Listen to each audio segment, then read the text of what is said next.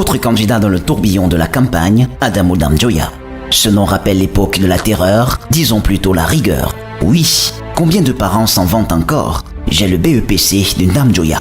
Le maire de Foumban n'a lui-même pas oublié cette époque quand du haut de son statut de ministre de l'Éducation nationale, il avait un seul mot d'ordre, discipline.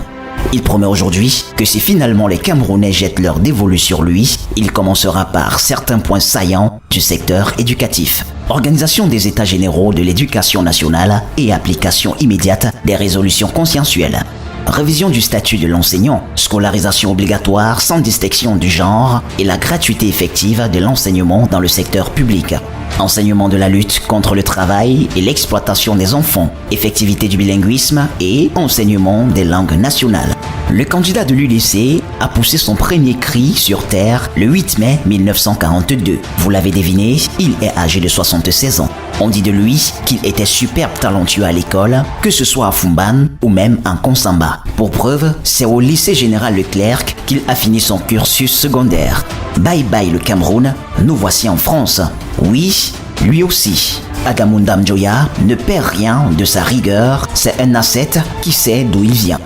Très vite, son doctorat de 3e cycle suivi d'un doctorat d'État en droit public international et en sciences publiques sont en poche. Il retourne au Bécaye 9 ans après l'indépendance de son pays et se lance dans la haute administration. Souvenez-vous, c'est le tout premier directeur de l'IRIC, entendez, Institut des Relations Internationales du Cameroun. Il quitte ce poste en 1975 pour devenir vice-ministre en charge des affaires étrangères. En 1977, il atterrit à l'Éducation nationale. C'est le début de ses déboires au Cameroun. Il veut stopper la corruption dans l'école et instaure un système de rigueur, sévérité et moralité.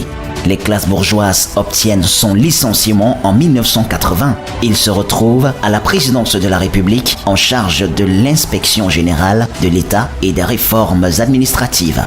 Maigre poste de consolation, croit-on?